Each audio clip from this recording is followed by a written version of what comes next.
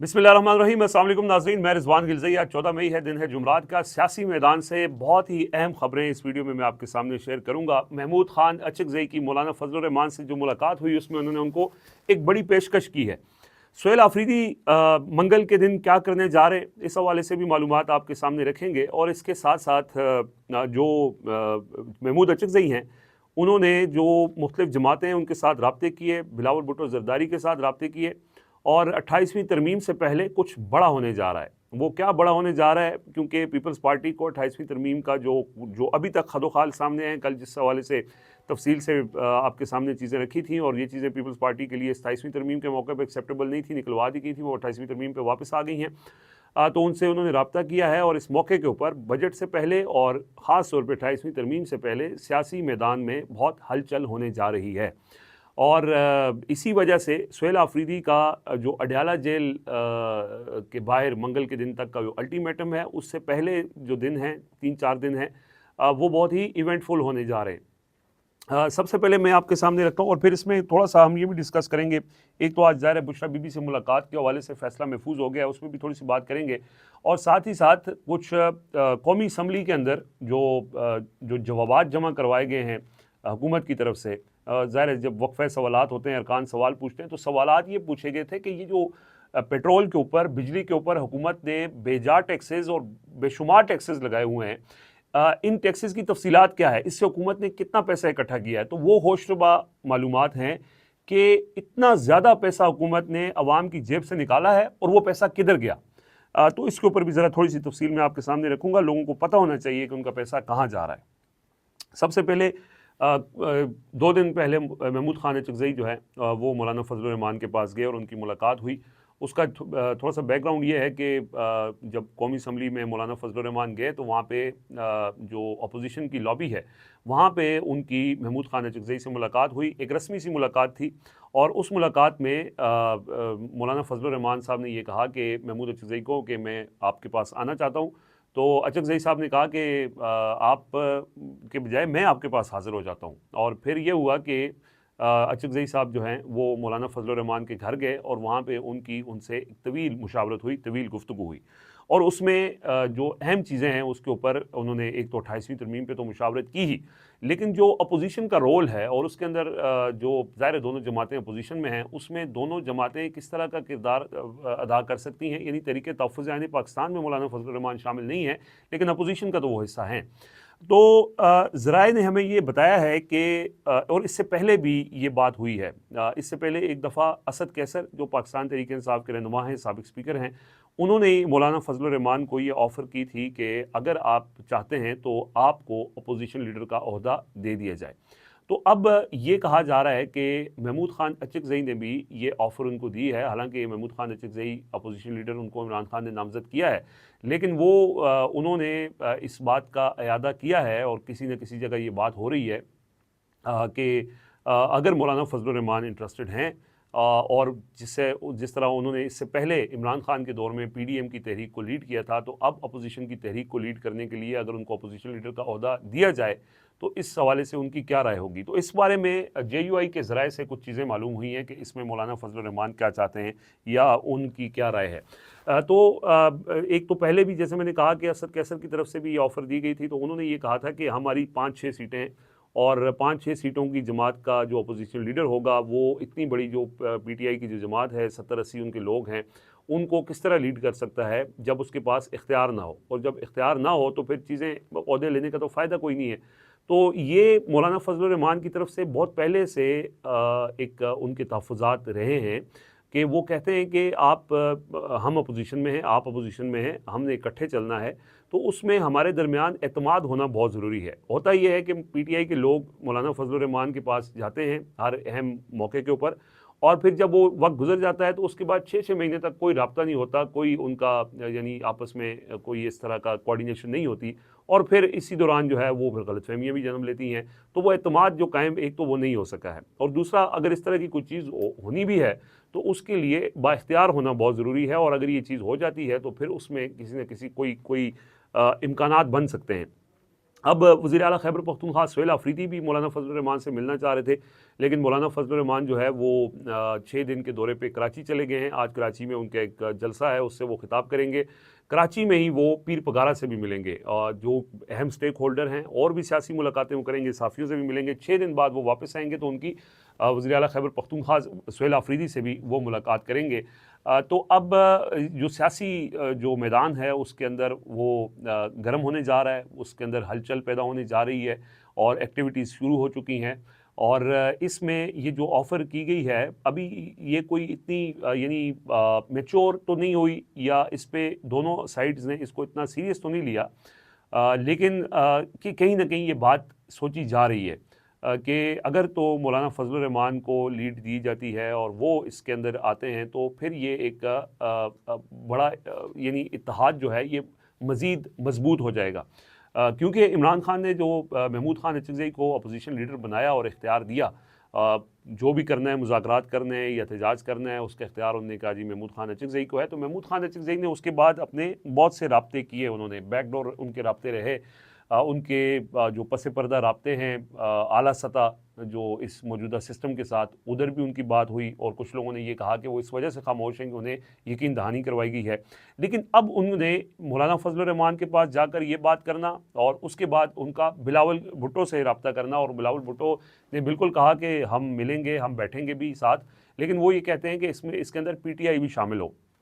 तो उन्होंने ये कहा कि PTI इस टाइम पे PTI के इख्तियार हमारे पास है, अपोजिशन लीडर हैं, तो इसमें आप हमारे साथ बैठें, बात करें और हम इसमें मिल के आगे कोई फ़ैसला करना चाहते हैं। ख़ास तौर पे स्पेशली जो 28वीं तरमीम का मामला है, इसके अंदर जो है वो इम्कान पैदा हो सकता है। अच्छा, इसका थोड़ा-सा मैं आपको बैकग्राउंड बताऊँ और ये इन्फॉर्मेशन की बुनियाद पे मैं आपको बता रहा हूँ कि जब 26वीं तरमीम का मामला था और बिलावल भुट्टो बहुत ज़्यादा मौलाना फजल रहमान के घर पे वो डेरे डाले हुए थे उन्होंने, तो उस वक्त एक कमरे में बिलावल भुट्टो जरदारी बैठे हुए थे और दूसरे कमरे में PTI के लोग बैठे हुए थे, और बिलावल की ख्वाहिश थी मौलाना फजल रहमान से, वो बार बार कह रहे थे कि हमें आप PTI के साथ बिठा दें, और मौलाना फजल रहमान कोशिश भी कर रहे थे। और ये ज़राए बताते हैं कि मौलाना फजल रहमान बिलावल के कमरे से उठते तो PTI वालों के पास जाते, PTI वालों के पास उठते तो बिलावल के पास आते, और उन्हीं दोनों उन्होंने कहा कि उनकी नींद भी पूरी नहीं हुई, और इसमें कोई शक नहीं है कि उस दौरान उन्होंने बड़ी कोशिश की थी कि किसी चीज़ों के ऊपर इकट्ठा हो जाए पीपल्स पार्टी। बल्कि ये तक बात ये भी कंफर्म ज़राए से मैं आपको बता रहा हूँ कि उस वक्त भी ये ऑफ़र की गई थी पीपल्स पार्टी की तरफ से कि अगर PTI हमारे साथ चलने को तैयार है तो हम अब भी उनके साथ मिलकर इस हुकूमत से अपनी जान छुड़ा सकते हैं।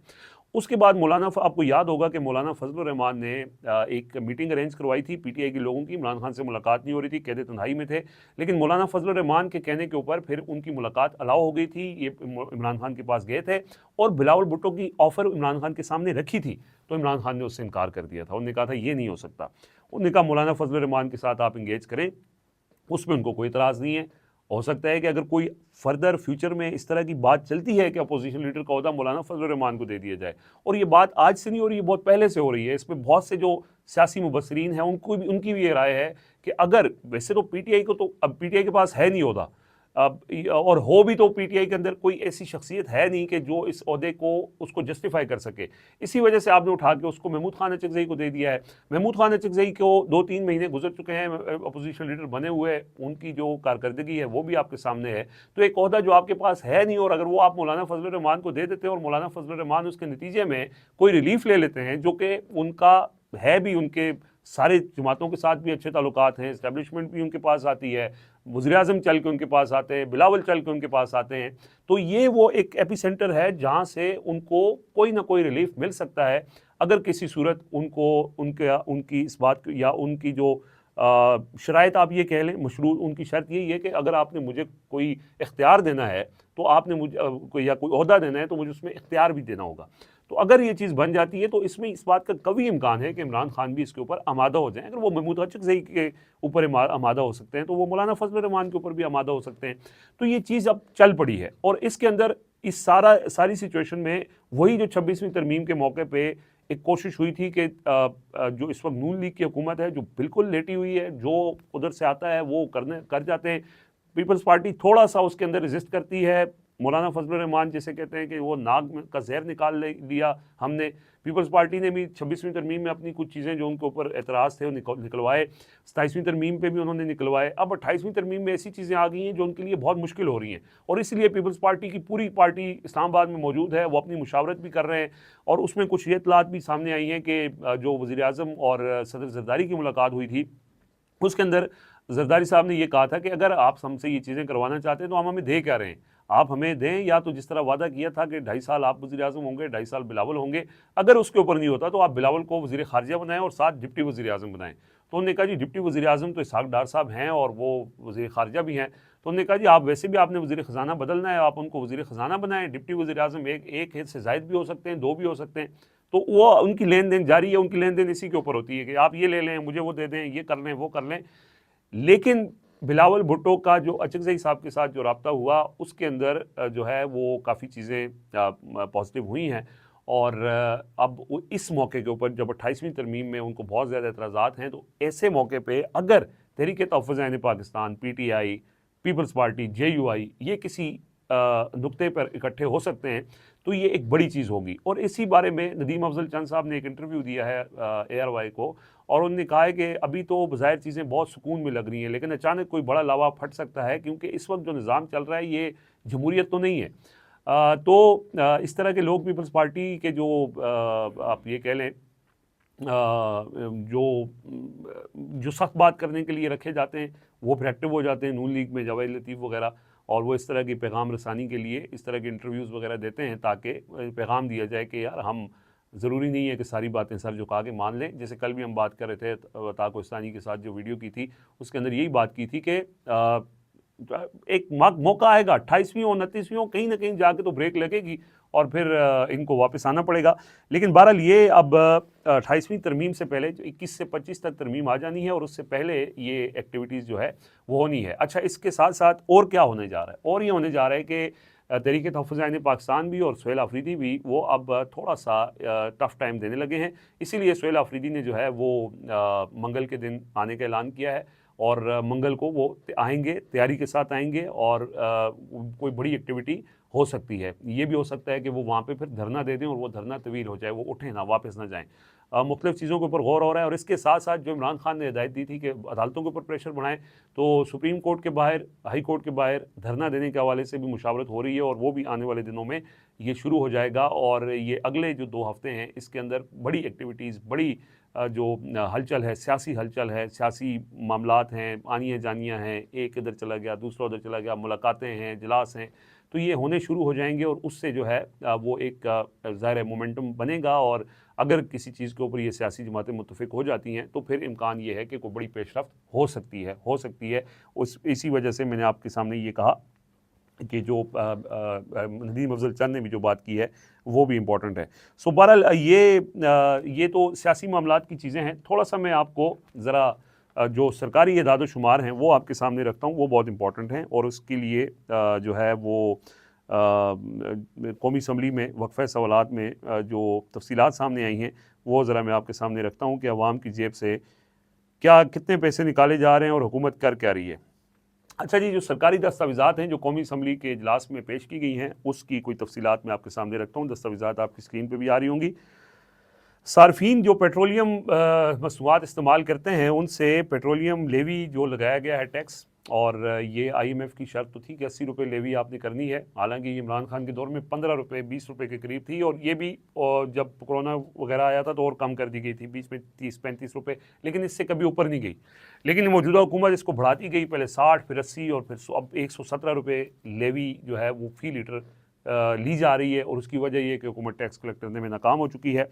और 9 महीने के अंदर, इस जो रवां माली साल है पिछले जून से लेके अब तक 9 महीने के अंदर हुकूमत ने 1200 अरब रुपए जो है वो पेट्रोलियम लेवी की मद में इकट्ठे किए हैं, वसूल किए हैं, और 12 खरब 5 अरब 18 करोड़ रुपए टोटल इसकी तफसीलात हैं।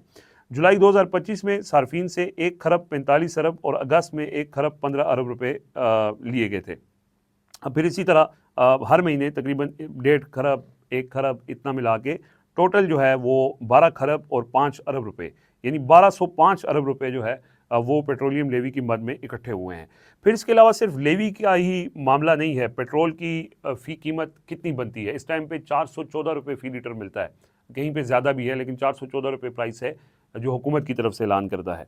लेकिन इसकी जो वजह है वो ये है कि पेट्रोल की जो फ़ी लीटर कीमत है जो हुकूमत को मिल रहा है वो 216 रुपये बनती है, 216 रुपये बनती है, तकरीबन 200 रुपये उसके ऊपर टैक्सेस हैं। वो कैसे हैं? वो ये है कि जी हुकूमत ने 198 रुपये 1 पैसे टैक्सेस टोटल मिला के बनते हैं। सबसे पहले 29 रुपये जो है वो फ़ी लीटर प्रीमियम आयद किया हुआ है, ये पहली चीज़ है। दूसरी चीज़ जो है पेट्रोल पर फ़ी बैरल प्रीमियम $17.41 है जो 29 रुपये बनता है। एक पहली चीज़ ये आ गई। पेट्रोल पर 117 रुपये 41 पैसे पेट्रोलियम लेवी है। इसके अलावा 22 रुपये 74 पैसे जो है वो कस्टम ड्यूटी है। 8 रुपये 64 पैसे जो है वो तेल कंपनियों का मुनाफा है और 7 रुपये 87 पैसे जो है वो डिस्ट्रीब्यूशन मार्जिन है। 7 रुपये 25 पैसे जो है वो फ्रेट मार्जिन है। 2 रुपये 50 पैसे क्लाइमेट सपोर्ट लेवी है। ये क्लाइमेट सपोर्ट लेवी अलग से एक और लेवी लगाई हुई है। और जो फ़ी लीटर 2 रुपये 69 पैसे जो है वो एक्सचेंज एडजस्टमेंट शामिल है। यानी 216 रुपये 68 पैसे जो पेट्रोल का फ़ी लीटर कीमत होनी चाहिए वो हुकूमत के 198 रुपये 1 पैसे टैक्स की वजह से वो 414 रुपये फ़ी लीटर मिल रहा है। हुकूमत इतना ज़्यादा आवाम के ऊपर बोझ डाल रही है, आवाम की जेबों से पैसे निकाल रही है और सिर्फ 9 महीने में 1205 अरब रुपये लोगों की जेबों से उन्होंने निकाल लिए हैं।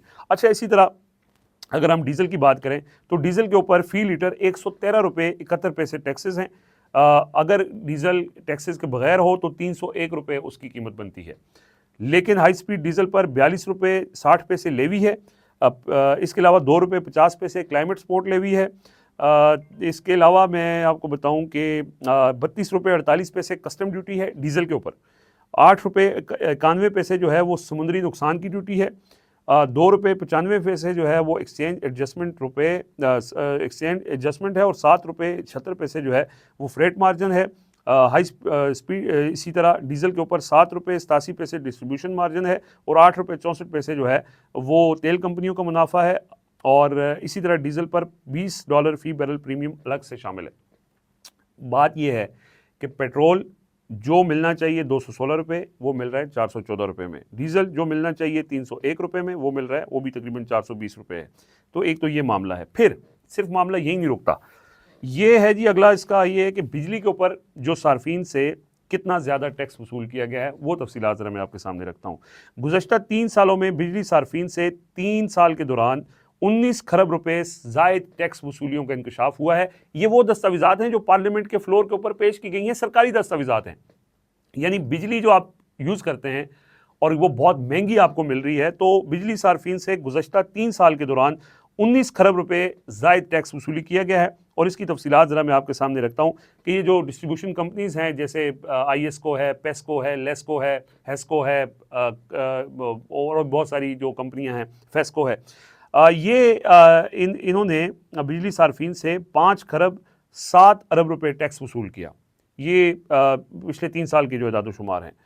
अच्छा, इसी तरह साल 2023-24 में 5 खरब, साल 2024 में 6 खरब और गुज़श्ता साल जो है वो 7 खरब रुपए की ज़ायद टैक्स वसूलियाँ की गई हैं। और इसी तरह जो उसके फिर आगे फर्दर डिस्ट्रीब्यूशन कंपनीज़ हैं उनकी तफसीलात हैं कि IESCO ने 2 खरब रुपए, लेस्को ने 3 साल में 5 खरब रुपए, गेपको ने 3 साल में 2 खरब रुपए, फेस्को ने 3 साल में 3 खरब रुपए, हेस्को ने 3 साल में 1 खरब रुपए और केस्को ने 3 साल में 24 खरब रुपए, टेस्को ने 3 साल में 1 अरब 55 करोड़ रुपए। तो ये इजाफी टैक्स जो है वो वसूल किया गया है। तो ये तफसीलात जो हैं वो बड़ी इंटरेस्टिंग है। अच्छा, इसके साथ साथ आज एक और इंटरेस्टिंग चीज़ हुई, उसके ऊपर बात करनी भी ज़रूरी है, और वो ये है कि वक्फ़े सवालात के दौरान बताया गया, जो वफाकी वज़ीर हैं तख़फ़ीफ़ गुरबत के सैयद इमरान शाह, इससे पहले सानिया निशर साहिबा होती थी, उन्होंने इस मिनिस्ट्री को बहुत अच्छा चलाया था। और ये पॉवर्टी एलिवेशन, इसके अंदर Benazir income support fund programme और ये सारी चीज़ें आती हैं। गुरबत को ख़त्म करने के लिए ये मिनिस्ट्री एक बनाई गई थी इमरान खान के दौर में। उन्होंने आके आज बताया कि जी Benazir income support fund programme की वजह से 30 लाख लोग जो हैं वो गुरबत की लकीर से निकल गए हैं। बड़ा उन्होंने इंकशाफ किया है कि 30 लाख लोग सिर्फ बेनज़ीर इनकम सपोर्ट प्रोग्राम की वजह से गुरबत की लकीर से निकल गए हैं। इंटरेस्टिंगली एक रुकन ने सवाल किया कि ये बताएं कि इस गुरबत की लकीर में कितने लोग शामिल हुए हैं। तो इसके जवाब में उन्होंने ये कहा कि 40 लाख लोग जो हैं वो गुर्बत की लकीर से नीचे चले गए हैं। 30 लाख लोग निकले, 40 लाख लोग गुर्बत की लकीर से नीचे चले गए हैं। तो ये सूरत हाल है। और जब ये उन्होंने बात की तो अरकान इसके ऊपर हंस के। तो यही है, और भी बहुत सी चीज़ें हैं, लेकिन वीडियो लंबी हो रही है, नेक्स्ट वीडियो में उसका जिक्र करेंगे। फिलहाल मुझे इजाज़त दीजिए, अपना फीडबैक ज़रूर दीजिएगा। अल्लाह हाफ़िज़।